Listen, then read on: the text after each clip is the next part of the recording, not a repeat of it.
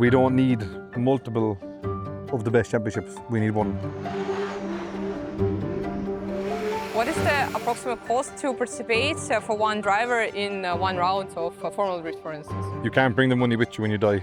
If you think it's a waste of money, you shouldn't be doing it. I don't understand why people were chasing to go faster and faster and faster when drifting to me is more like, it's more like dancing.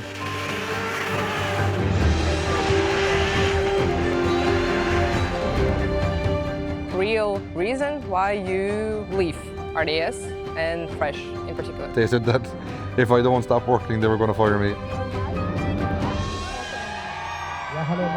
I've lost many battles because I've been wanting to drive how I want to drive and not how the judges would like me to drive. It's not about being the next James Deane or the next Frederick Asbo. It's about being the next you. Fresh X. So, finally, happy to see you here. Thank you. Jack Shanahan, Irish pro drifter and one of the world's strongest drivers. He began his career at 11 and across 15 years of competition has never finished outside the top 10. Jack is a Drift Masters podium finisher, two-time British Drift Champion, Irish Drift Champion, and RDS GP Champion, known for his aggressive style and consistency at the highest level. I wanted to start from your really never-ending season, because the summertime you're in the Drift Masters, Formula Drift, and eternal other stuff, right? And at the official off-season, you're here at OIDC. How this work-life balance is happening, and how you're about it?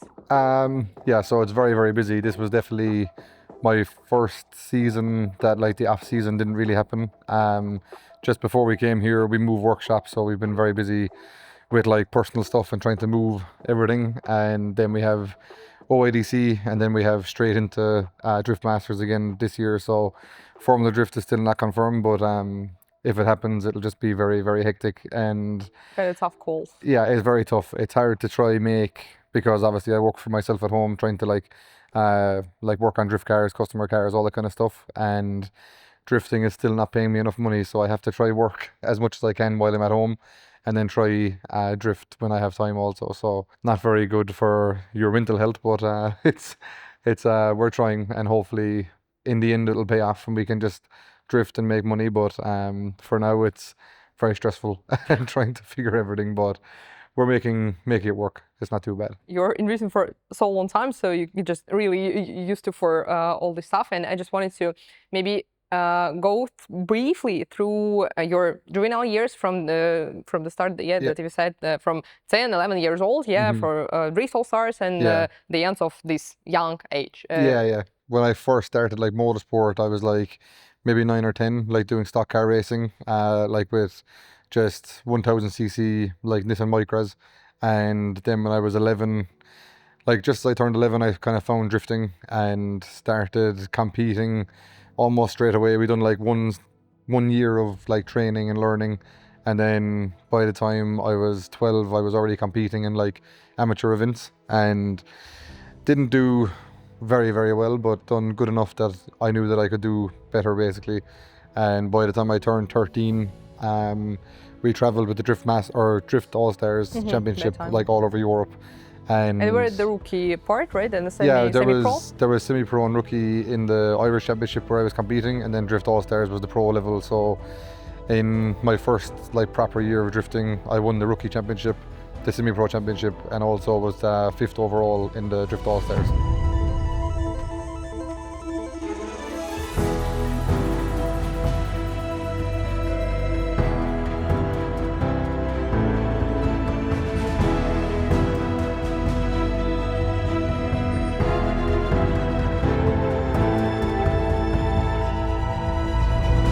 At the time, I was like the youngest pro driver in the world, basically. Impressive. So it was pretty cool. So finishing top 5 in Europe on my first season was pretty good. And it was also maybe with a car that wasn't like up to the level that it needed to be. So then from 2013 to 2014, we built a new car with a little bit better like power and gearbox and stuff, but nothing hectic. And then the following season we had like mechanical failure on the last round, and I think we still finished like maybe 6th or 7th in the championship, so it was still pretty good. But then from 2014 to 15 we decided to like build a proper new car, and that was On which platform? Sylvia S14. So we built another S14 for 2015, and when we first built it, that was like maybe at the time one of the best drift cars in Europe. It had like almost 800 horsepower, sequential gearbox, Winters, Wisefab, like basically the best of everything. And in 2015 we won the British Championship, and yeah, like from 2015 to 2019 the career was pretty hectic and like living at the top level basically of the championships, because 2015, 2016 we won the British Championship, 2017 we won the Irish Championship, and 2019 I won the Irish Championship I won also. all of the stuff. So almost everything I competed in, I either won or finished in the top 3 of the seasons for those like couple of seasons. So yeah, it was like, yeah, exactly, that was definitely my golden era. He was thought from the ground up by James Deane, and he's had mechanical issue after mechanical issue in the Irish Drift Championship, but he's fought and he's fought and he's fought, and today I can finally announce that taking the 2017 Irish Drift Championship is Jack Shanahan! I think one of the only memories where like from when I'm younger that really lives in my head is the first time I ever linked the full track, because so when I first started driving, James Deane was like my instructor basically, and he came to like the first maybe 3 or 4 drift days, like showing me how to do donuts, how to use the handbrake, how to drift a corner. And then there was one practice day where he was like drifting somewhere else, so he couldn't come. And that day, because he wasn't there, I was able to try to do my own thing, and I linked the full track. And I think that's probably one of the best memories, where I was like excited to go home and tell him that I was able to drift the full lap. And you also mentioned his brother Mike, right? Yeah. He just makes some donuts, and you're just so impressed about it. Yeah. So like that's kind of how I learned about drifting, was because the Deanes are like my neighbors. Like they live maybe 2 or 3 minutes from the house, and when we were younger, it's pretty coincidence. So. Yeah, it's to be honest, most of the top drivers in Ireland live like not too far from our area, because the first championship was created in like our town essentially. So it's lots of the top drivers are from around there basically. But yeah, my first time ever being in a drift car was with James's brother Mike doing donuts, and I remember feeling that, and I was like, this is really cool. So it's like, this is what I want to do. So it was good for sure. It was definitely like the spark of the flame, you know.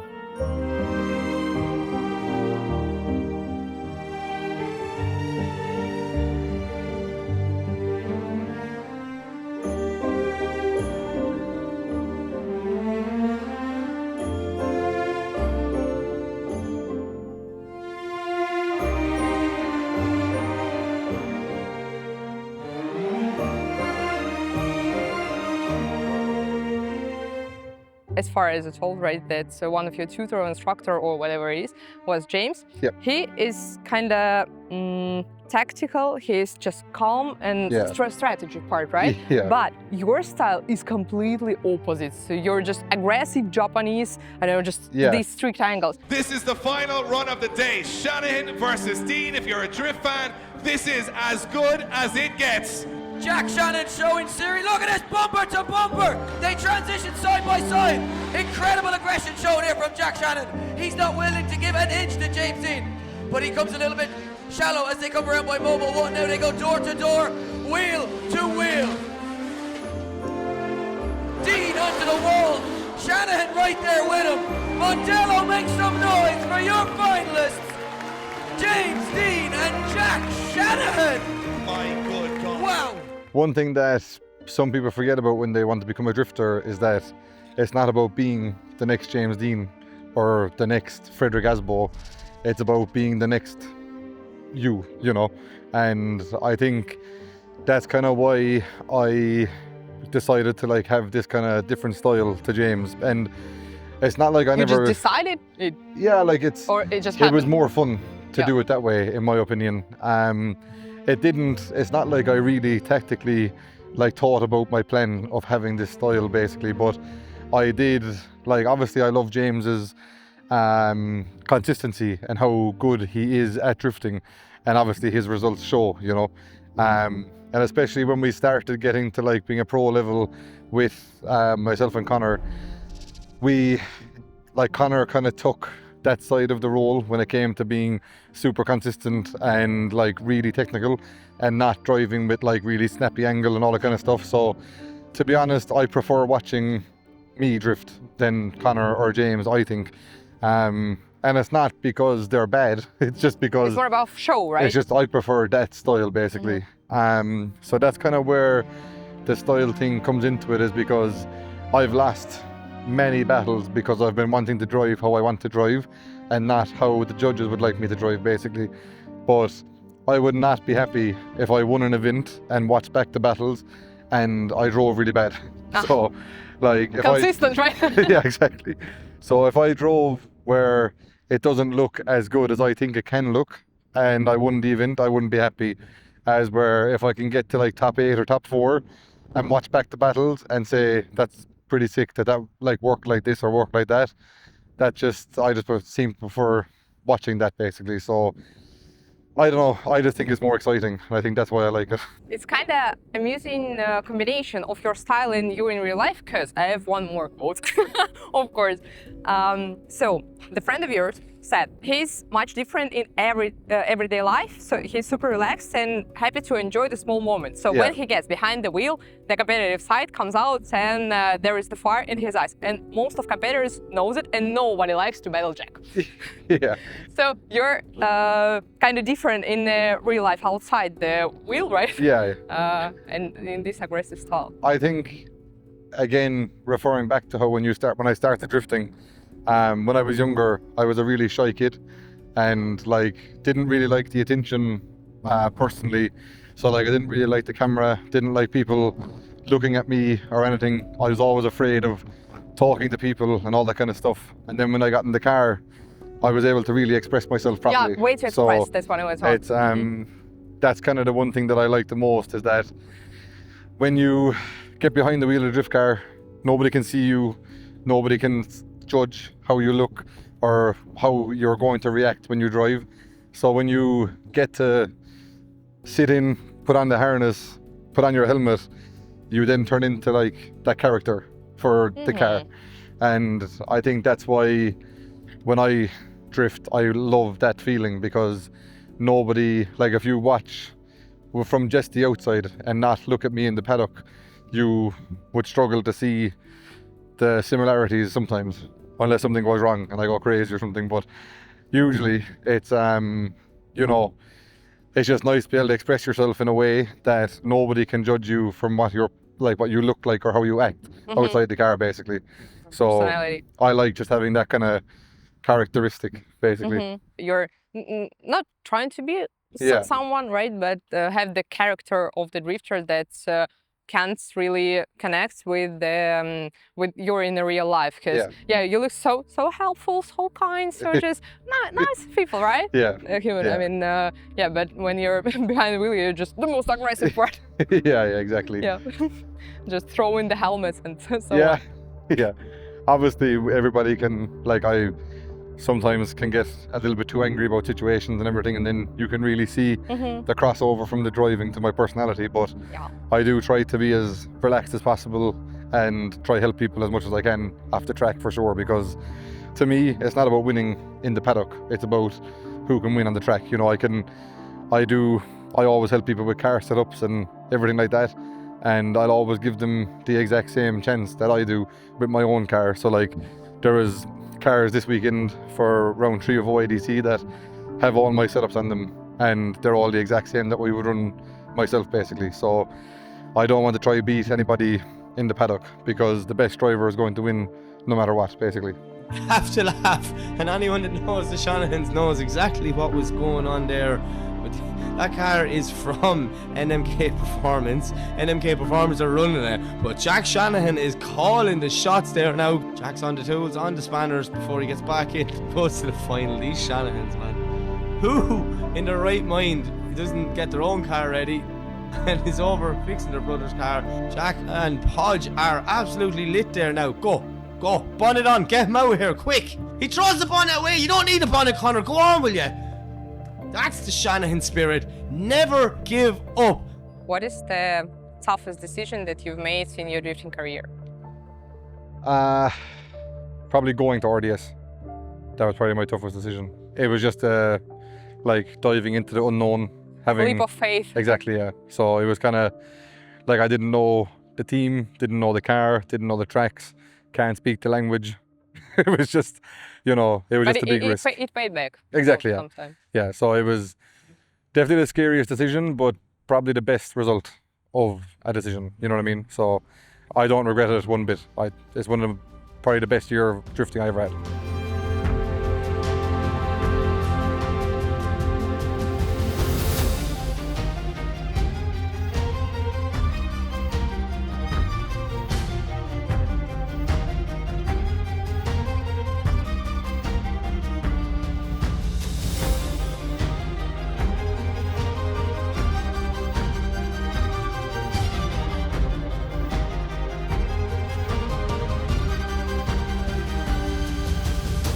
How did you personally feel about this invitation back in that days?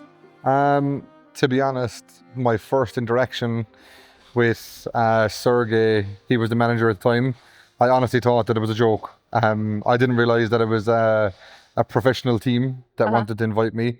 But you knew about RDS at that time? I knew about RDS because James had just been invited also. Yeah. So then when I got the message, I thought it was some sort of a joke, that it wasn't real. And I didn't reply to him for maybe but then like... it became real. Yeah, then he texted again and he was like, this is a serious offer, you know, and I was like, okay. And at the time, we didn't really know what to do because it was like the unknown, you know, and obviously nobody from Ireland had gone to RDS at that time. And I was like, at that moment we had nothing to lose, so we were like, you know what, we may as well just go and see how it happens. And obviously it turned out like really, really good. Yeah, so for you, for the I was happy I yes. went, but yeah, it's funny. At the time I was like thinking that maybe it would upset my Drift Masters career, because if I did go... It was at the same time, right? So it was at the same time, simultaneously. yeah. So, but obviously there was like the COVID-19 issues and everything. So Drift Masters, because we had a little bit stricter regulations in Europe, we only had like 3 events that season, and in RDS it was the full schedule as usual, and none of them clashed. So I said, me and my girlfriend at the time, we got a copybook and we put pros and cons, and there was more pros than cons. So that's kind of how it happened basically. To start, yeah. But once I got to Moscow, met the team and met everybody, I knew that it was going to be... I didn't know it was going to be successful, but I knew it was going to be a good time because everybody had the same interest and the same passion that I did. But you were considered this championship, I mean, not the championship, but you're participating in the championship, more of a rivalry of James, or as a fun, as a work, as what did you just perceive it? Going to RDS was probably like, at that point, it was my first time ever going to like drive for a team that wasn't my team basically. As we're in Drift Masters, we drive, like me and Conor drive for our own team, you know, we have our own personal sponsors and everything. And going to RDS, I didn't have to worry about anything but drive. And it let me focus a lot on, you know, just being able to perform and be the best I could be, basically. Just the only thing that you need to do, just to drive and not so take care about all the stuff. Usually there was a lot more stuff to do during the race weekends, but when I was in RDS, it was just a matter of, you know, taking it easy. And like, I remember the first time I damaged an engine and I tried doing some work to the car, and they took me back to the hotel because they said that if I don't stop working, they were going to fire me. And I was like, this is a bit crazy. So it was, yeah, it was just a bit mad for my head to like figure that out, because I was so used to having to work really hard to make everything happen. Then when I got there, it was just a matter of telling the mechanics what to do, and then they went and done it, you know.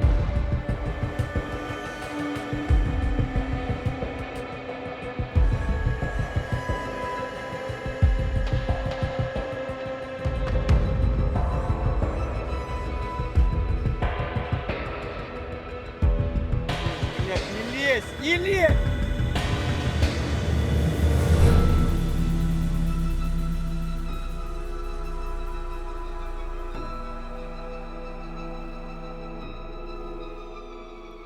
from RDS and especially from Threshold team said that at the first time, at the first stages here, you have some struggles and you have some controversial stuff like fighting and arguing with the team, with Piotr. You've got such a moments.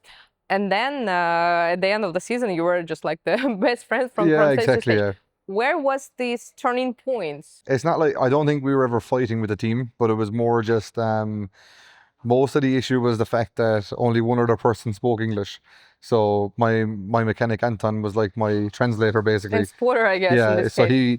he actually wasn't my spotter. So that's kind of where the issue was, is that we had Max was the spotter, and then he would translate, or he would tell Anton stuff, and then Anton would tell me. So I think there was like communication was kind of broken, so it takes so many times. Yeah, so it was, I think it was the fact that it was like Chinese whispers almost, you know, that one person would say this and then the next person would have a different. Then understand what it is. So I think that's where the issue was. I never really like argued with them in a way that like it was that they didn't understand what they were doing, but I saw the documentary, you've argued. Yeah, it was just more frustration. But like in the end, I think everyone on the team, we started to like have a better way of communicating and stuff, and it ended really well. Like, to be honest, it was, when I left, it was like I was leaving my family basically, you know. So it was, by the end, it was very, very good for sure.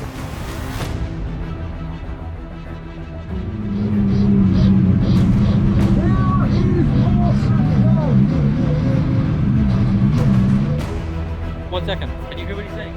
No. We can't understand what you're saying, Jack.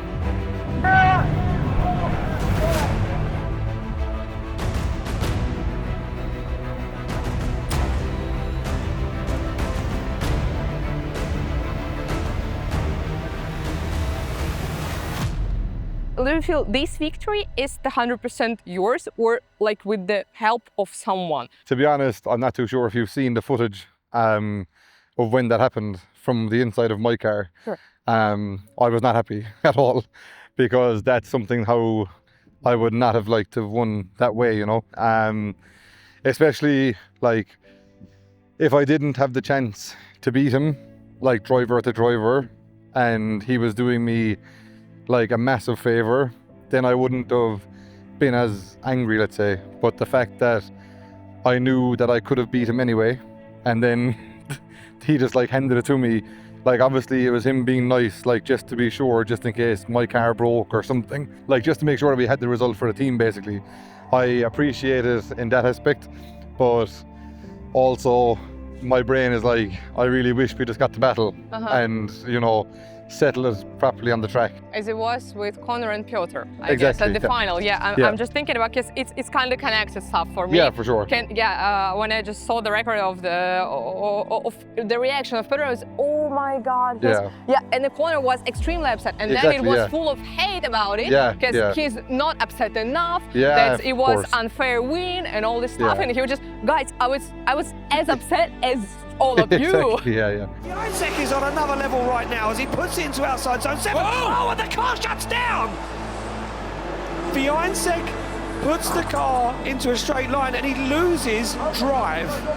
The entire run was crazy, and nobody is more tense right now than the Shanahan family. This is Shanahan in the paddock watching the broadcast on his phone with his father. The car's still not starting. The car won't start. And look at Wiecek, the head drops. The clock is running out, and that is it. Piotr Wiecek runs out of time. Conor Shanahan, seeing what's going on, shaking his head. He does not want to win this way. I can only imagine what is going on as Conor Shanahan now comes through the tunnel to see him. Wow. He didn't want it. He didn't want it this way. Conor didn't want it that way. You can see it. You see what it means to both of these guys. I think like that's the thing, is that we don't like winning. Like, not that it's unfair basically, because, you know, the same thing could have happened to Conor's car for like the exact same reason. And sometimes you just, like in drifting, I think there's maybe definitely like maybe 80% skill and 20% luck.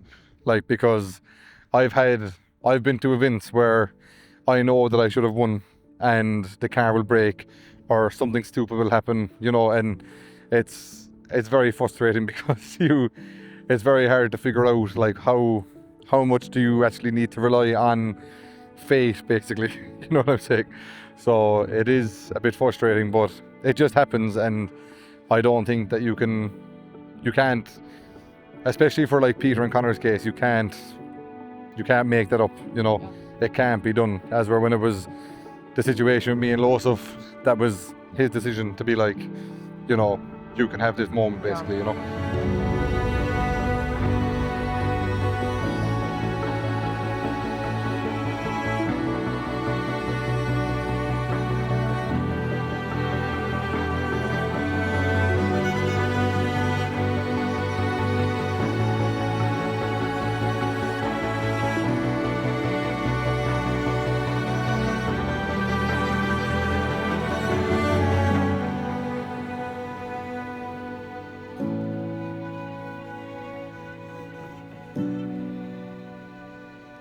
What was the real reason why you leave RDS and Fresh in particular? So when we got to the end of the 2021 season, we had an agreement with Fresh to renew the contract for more money and everything, and then the contract, they said that they wouldn't be able to pay that amount of money, and so then that left the negotiation go on a little bit longer than what I was expecting, because I was expecting to finish in Sochi, come home, have like 1 or 2 conversations, and then re-sign for Fresh for the following season. That was my plan. It wasn't anything else really. And then in the meantime of that, there was another new team that was meant to go to RDS. Yes, yeah, with and, Conor and with yeah. Lukyanin, or I actually don't know who the Russian driver was. But me and Conor then got offered from another team to go and drive, and basically that was the only reason, because me and Conor being able to drive together, it's able to keep our brand as the Shanahans, and it's just better for our media and all that kind of stuff. But obviously then we had the global politics issue that happened, and that is the reason why we couldn't go back to RDS. But yeah, the only reason why the option of Fresh stopped was basically because we could keep the brand together going to a different team, and that was kind of that was the main reason really. Like, I didn't want to leave Fresh because I had just built, like, in my opinion, the perfect relationship with the team, with the mechanics, with the car, everything.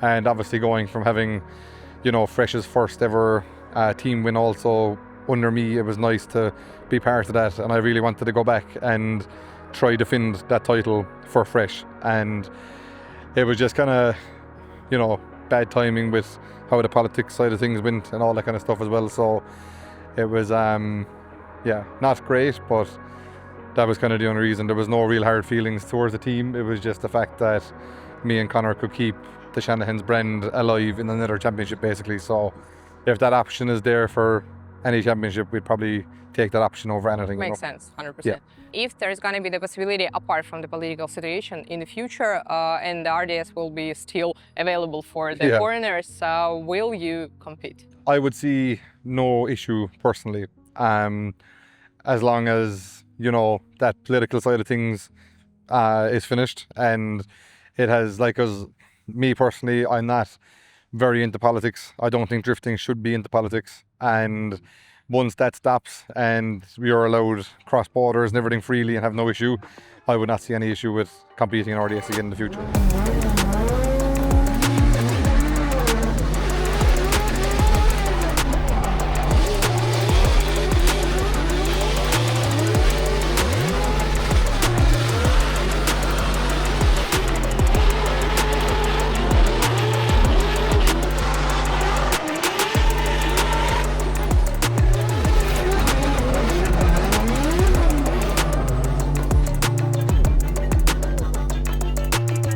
What is the main lesson that you've learned from drifting? I think drifting has taught me that patience means a lot more than just waiting for something. You know, it's patience isn't just sitting like a duck, you know. It's about working really hard towards something and not getting the results you want straight away, but the fact that you can keep working towards it quietly and eventually get to where you want to get to. Like when you learn the word patience, it's about just sitting and waiting, but nobody tells you that you can be patient while working. And I think that's what drifting has taught me, is that you can still be working really, really hard and try to get to your goals where you want to be, but still be patient with it. So I think that's probably the main thing. You've actually got with the Formula Drift at Exactly, yeah. this season, because I wouldn't say coincidence, yeah, but it's the funny moment that's at the first Long Beach stage. Yeah, you ended up 27th, 20 something, exactly, yeah. And the last stage you just won. Exactly, yeah. First ever win for Jack Shanahan in the Formula Drift Pro Championship. Shanahan pulls to the line, a celebratory run. Everybody, make some noise. It's been a hell of a season, you know, like fighting to get that first win and to get it to do it now. It's, yeah, I don't know, it's unbelievable. I'm just so happy, very happy. It was like you were just chipping at the block all season, you know, and then eventually everything works that you want to work, and then you have first place, you know. So it's a funny one. It's just, that's kind of the only thing that, like, you know, obviously drifting teaches you many things, but I think that's one that I appreciate the most. That it kind of, I used to be very impatient with everything in my life, and then I kind of realized that there's no point in trying to force anything anymore, because if it's not meant to be, it's not meant to be, you know. Your winner in a round 8 of the Formula Drift Pro Championship Showdown from Ireland,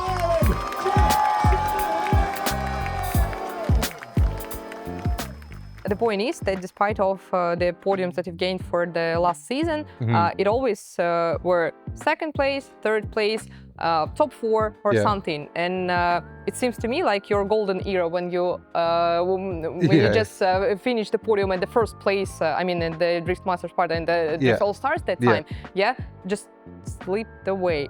Don't you feel like today's competitors more younger, more, I don't know, skillful right now, or kind 100%. Of stronger? Like obviously when I first started drifting, like when I got to the pro level, I feel like that when I was winning, I was obviously better than everybody else. And there was maybe only 1 or 2 drivers per championship that were as good to take the championship as were. In today's competition, you have maybe the top 15, almost top 20 drivers of the championship who are more than capable to win. So I think that's obviously where the difference is like that. I think when I was younger, obviously I had better reaction times and I was probably just a little bit more aware maybe, but I do think now that I don't think I've got worse. I just think that everybody else has got better. You know what I mean? So it's I'm still quite happy with like how my career is going in a way. Obviously I prefer to win more, but I think I've been driving now almost 14 years, and out of the 14 years I've never finished outside the top 10. It's not a bad career path, but I would prefer if it started going up a little bit in the future again. Closer but to Conor. Exactly, yeah. So don't you jealous about it? He's not younger, really. and I guess you've learned him, right? How like so like. Not really jealous, because he, in my opinion, he could not have won without me. So I do think that I'm not saying I'm responsible for how good he is, but you've got a lot of stuff for exactly, yeah. Like the car that has won the championship twice has been car that I've built basically, and like it's what I've built. It's my setup and my brains behind it basically. So that gives me a sense of accomplishment also, you know, because fair enough. More like a constructor, yeah? Exactly, Not as a winner itself, exactly, yeah. But at least you're still part of the win. I'm not going to start changing how I want to drive, because I feel like that drifting eventually will do one full circle and come back to how with it should aggressive be. Japanese Exactly, move. Yeah. I think it should come back to that. I prefer driving like that. I prefer trying to be aggressive, and I feel like that if I win like that, it looks 10 times better, and if I lose like that, I know that I'm still being true to my roots basically. So that's kind of why I want to keep it like that. Coming to the tandems with Conor, because they have it pretty much time, right? Yeah. Even this season, I guess. Yeah. Did you just get used to each other and you grown just to compete with each other, or it's still every time some more struggle and just something that you need to overcome because your rival is your brother? Yeah. Like we obviously, I think maybe saying rival is not the correct word in a way, because like some people like when they have a rival, they're not a fan of the other person. Okay. As we're, I think that when me and Conor battle, like we know that when we're driving, we can just push to beyond our limits almost, because you know that what he's going to do in front of you is going to be almost better than what you can do, you know. So it's I think that's the one thing that when we do get the battle, that it looks even more spectacular than what a regular battle would look, because we know exactly what we're going to do, you know what I mean? It looks like they're completely connected. They're on the exact same wavelength. Look at the timing in these transitions. And it's not just one, it's almost every one where they're transitioning at the exact same time. They come through the same programs, they got the same family. It makes this sport look so much crazier, because it's like they're reading each other's minds all the way through the tracks. You see them come through that bump. Same thing, transition at the exact same time to the same angle, and then Conor just right up on the door of Jack, hunting him down. That quintessential, Shanahan knock on the door. It's really extremely spectacular, because every time I'm somewhere, you just door to the exactly, ball. yeah, You're it's so close. You're so consecutive. You can't predict what exactly, it will be. yeah. And I think it's just obviously we practice so much in we have like bash cars. They're just like stock 350Zs, and like we in those cars almost do better battles than the pro cars, because obviously we're not fighting power or grip or anything.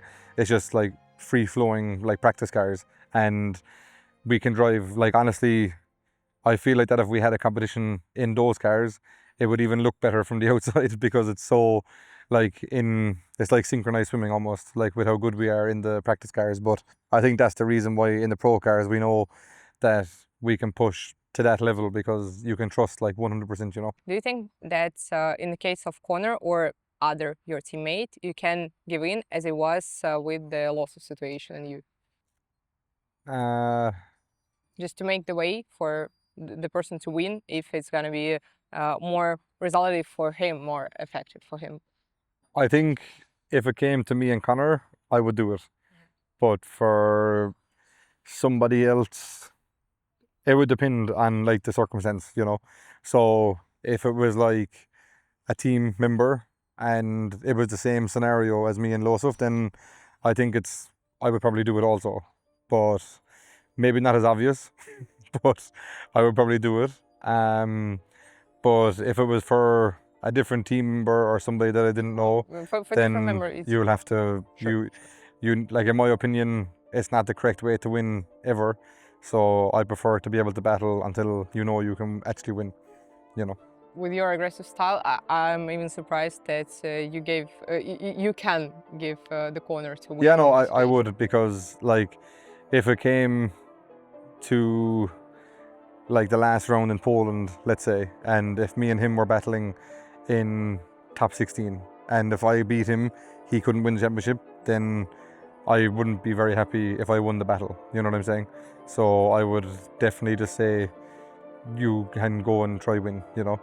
Like, I'm not saying that he wouldn't be able to beat me anyway, but I would just... But if instantly you'll win... Exactly, like if I did win, I would just feel terrible. So I think it's better to, you know, have that kind of bit of remorse, you know?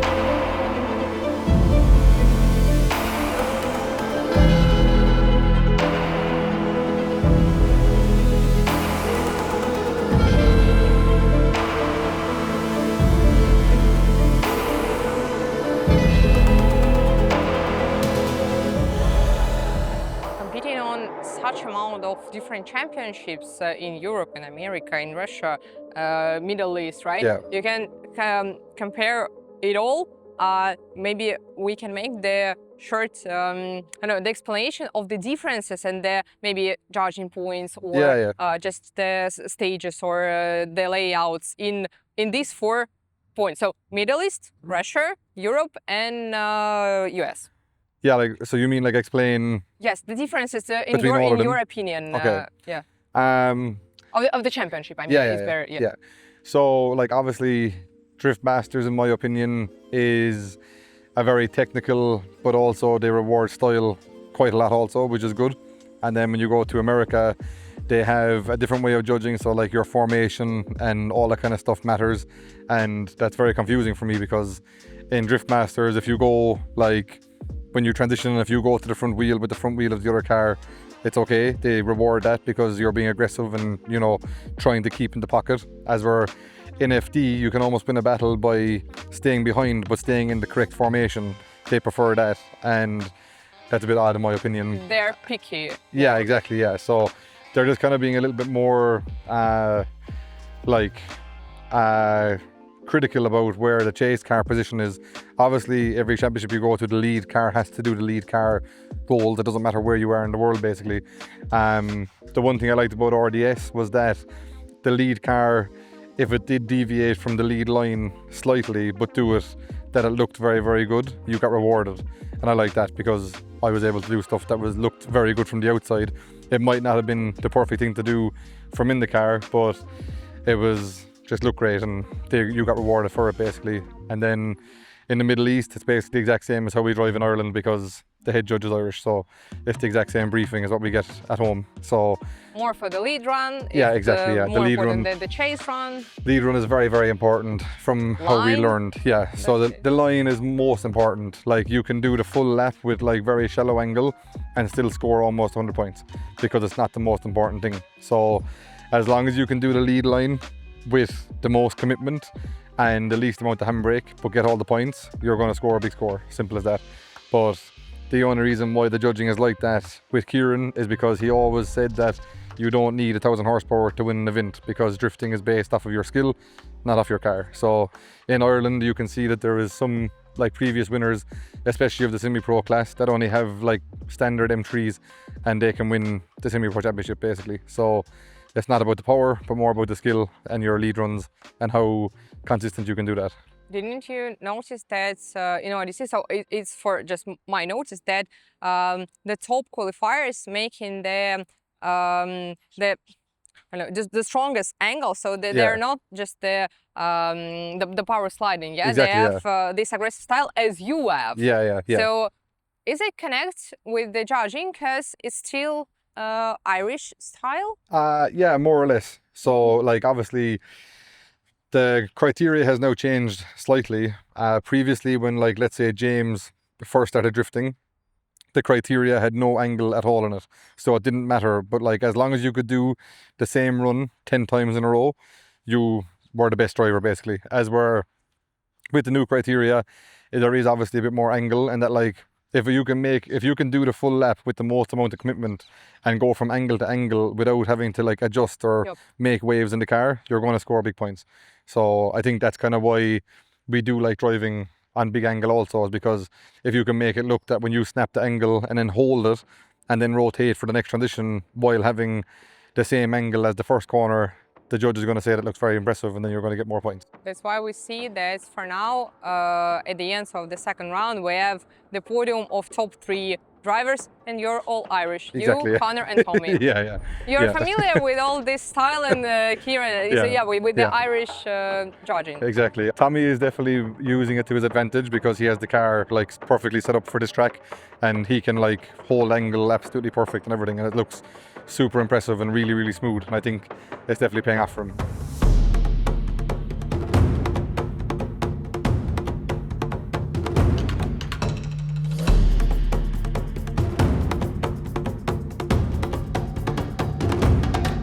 said that you were thinking about participating or not in Formula Drift because, of course, it takes some efforts and finances part. And you said even about your collection of A86, and oh, you really would sell it if there is going to be no money. What is the approximate cost to participate for one driver in one round of Formula Drift, for instance? Per round, to be honest, to do it very comfortably, you probably need like $25,000 or $30,000 per round. Are you supported by any sponsors? In My whole program is funded by sponsors. So I was very lucky last season. It didn't cost me anything from my own pocket. Basically, all my sponsors covered it.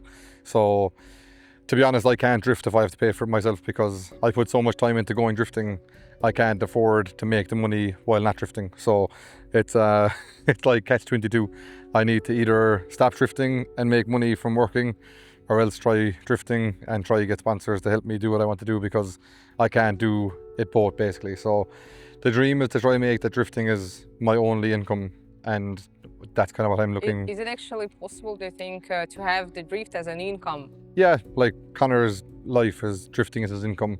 So, and James Deane also. So it is possible, for sure, but you need to find the right partners and then have the perfect balance of media and everything to go with it. You know, it's not just, you can't just take somebody's money and just compete. You know, you need to be able to pay them back on how you want to be paid back. And to be like the exceptional, you see, because you've named me two person, they're top 1 and top 2, I guess, for right now, and you're, of course, so close to them, of course.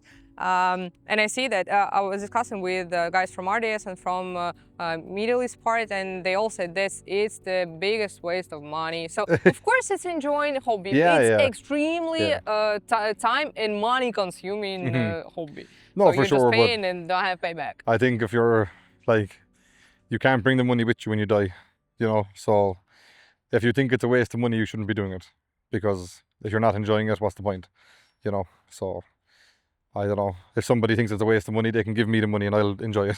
You know what I mean? So it's just, I think it's that's a bad way to look at it, basically. You know, if you really think it's a waste of money, like, what's the point? Because like, they didn't just make this track or make all these stands for the people to come watch us just for us to waste our money, you know. They done it because we're here to perform for them, you know. So that's how I see it. I like performing. I think it's a good way to live my life, for sure.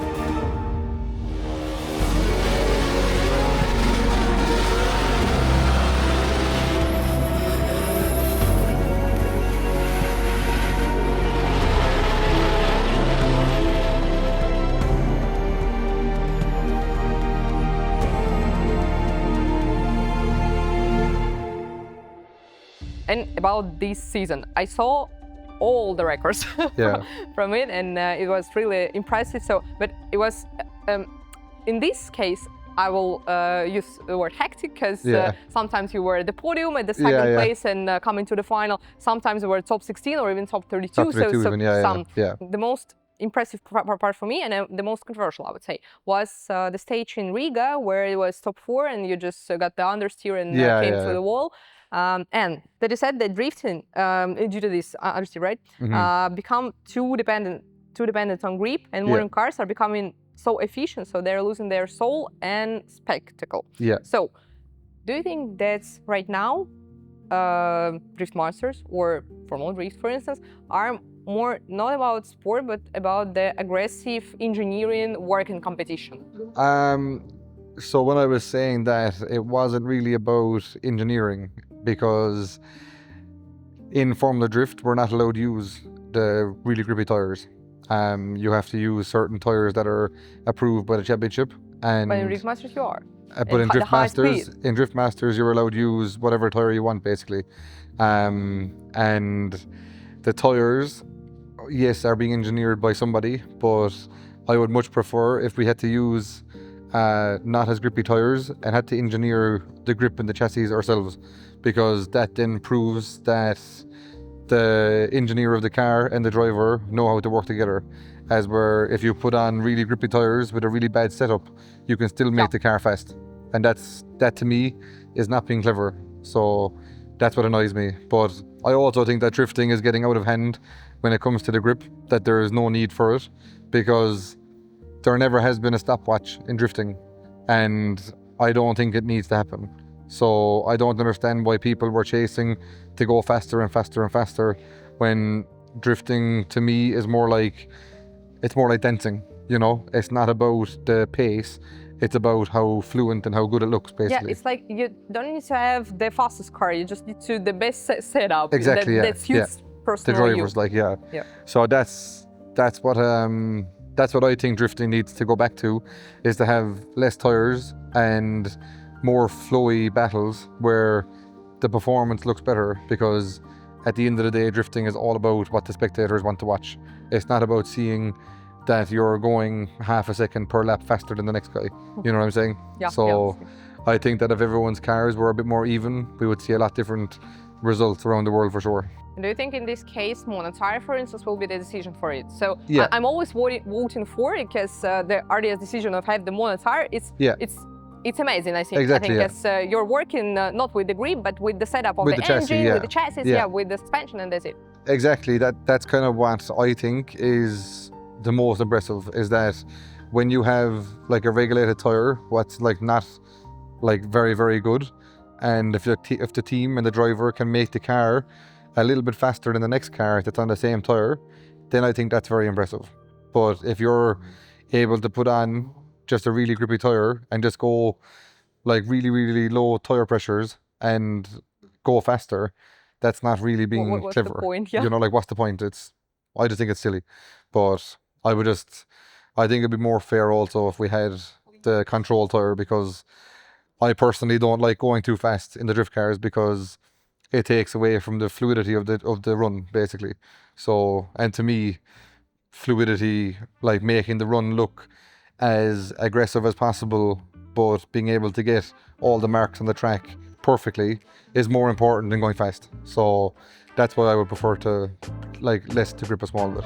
I would love if that was 100% possible, but like I've even seen like in my case where our GT86s in Europe, in my opinion, are two of the best cars on the grid. We like this year we had absolute zero issues with the car. Nice. Like, so Yeah. literally just This is the case. exactly just fuel and tires for the whole season. And then because drifting is a judged sport, there is also luck involved with that as well, because you can have the three judges. If something happens on track, like two of the judges might agree with you and one might not, and then you still win. So technically it's still luck. So it doesn't really matter about how reliable the car is or how much skill you've done. If there is a situation on the track where one car hits the other in a funny position and the judges either agree with you or don't agree with you, you can still win or lose without actually anything else going wrong, you know? So I don't know, I think that's, with the sport that we've chosen, that's kind of what comes hand in hand with it, you know? So it's one of those things where you have to just agree that no matter how prepared you are, no matter how good you are, if one thing silly happens and the three people that are telling you what to do don't agree, you can still lose. And it is tough to take that, because you know, you put so much time, passion, money, everything into this, that I think no matter how much you depend on your skill or how little amount of luck that you want to be involved in it, it can still be not in your control 100%. But it's what we chose to do, so we have to just take it. We're now trying to decrease all this percentage of luck by just building that quality cars, and luckily, hopefully, yeah, there was no issues for the interception. But anyway, I wanted just to ask, what do you think about the conceptually the ready-to-race cars when you're just getting the car from the manufacturer, like in the box, yeah, and then you're just it's really set up and fully dialed in. You just need to, I don't know, make the camber faster and just small adjustments. And you're going to race. To me, like, obviously because I build my own cars, like ever since I started drifting, that option, like even if it was there, I probably wouldn't take that option. But for the amount of customers that I deal with that have no clue how to build a drift car or how to set up a drift car or even have the brains to figure out what they're doing is terrible. I do think that having like something that you can just pick it up off the box and say, if you put it like this, and like that, it has to work like within 10%. That's the way you need to go. And I think that for many people is definitely a good option.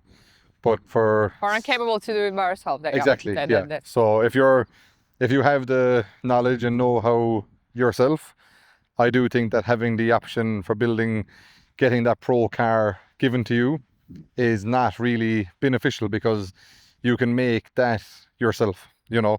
But for the ease and like the less stress of having to, like if you can afford to buy something without having to put the thought process or development that cost into it, it's obviously a better option, like 100%. Stop, guys. Now, these cars exactly that we discussed are actually available to buy at FreshX in Dubai. You can do it. We've already gone through the builds and tested parts, and now we can offer these ready-to-race solutions. On freshxracing.com, you can see which cars are available right now on the website, see the full specs, photo, delivery options, prices. Actually, we deliver worldwide. And you can actually order the full custom build or just the separate parts. And now come back to the podcast. Because anyway, the process of building the drift car takes you, I don't know, year, 2 years, 3 years. Exactly, it's eternal amount of time. And of course, knowledges, yeah. And facilities, I guess. Because when you're just starting to build the new car and you're not so unknowledge with the car, you're just, okay, this breakdown, that breakdown, I don't know how to repair it all and how it all works. So it only came with the experience. So exactly. There is no other way. Unless you're willing to, you know, put in the time and effort with the research and the cost that all that takes, then build a car by yourself. But if you want somebody that has the knowledge and all the time already wasted on the stuff that doesn't work to give you stuff that does work, then buying a car of somebody is definitely a better option.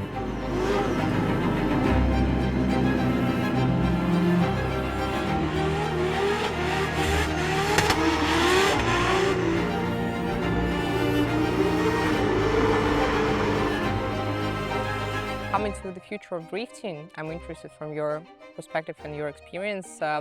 What are you expecting from the drift for the nearest 3, 5, 10 years, just worldwide?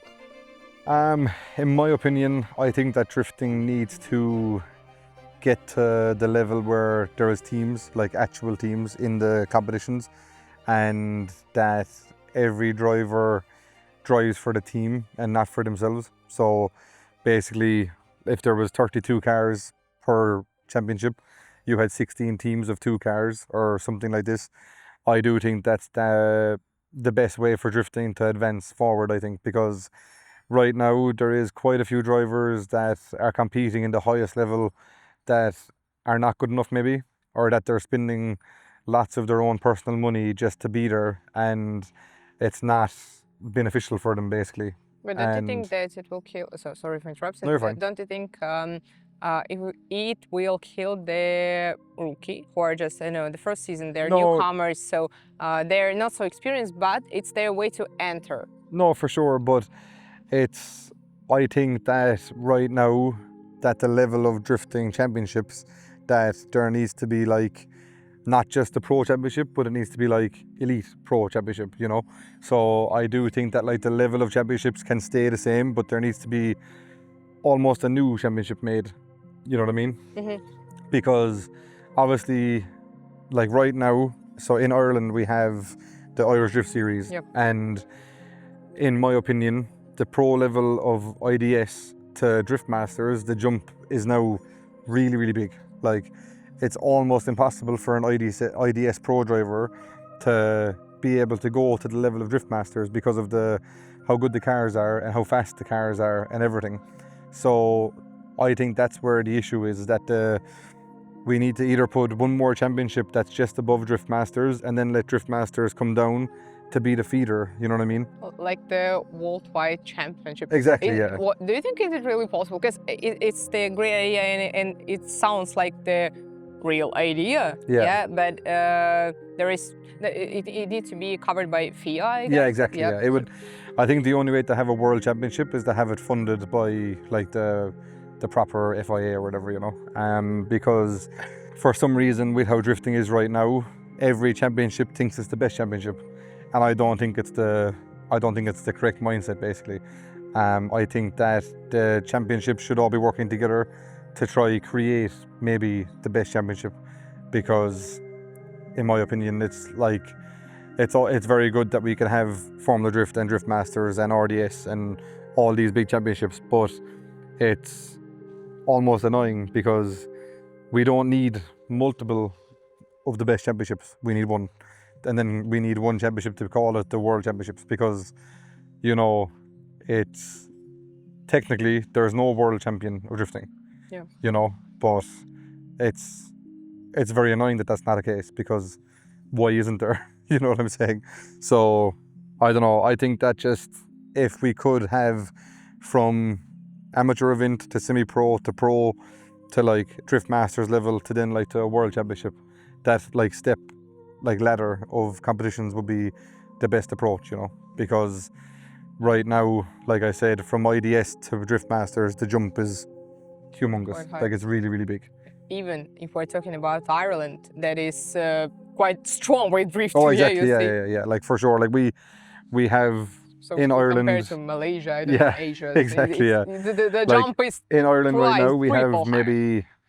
maybe have 5 drivers definitely that are good enough for the Drift Masters grid, but they're not competing, or no, they're not competing yet in Drift Masters. But like in IDS, they're very, very good drivers.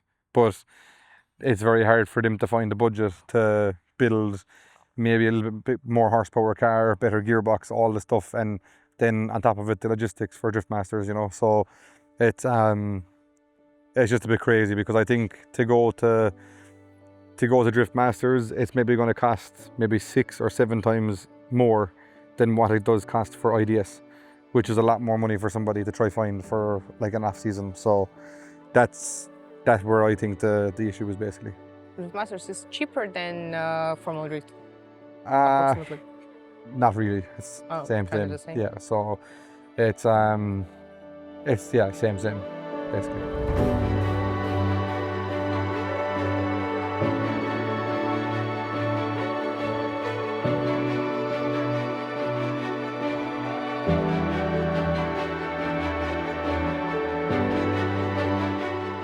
Everything that happens is more than likely happening for a reason, you know, that when you lose, you're not losing because something is trying to punish you, but you're losing that you need to go home and rewatch the battle and understand that you lost because you weren't good enough, you know, and that you can try and make it better for the next one.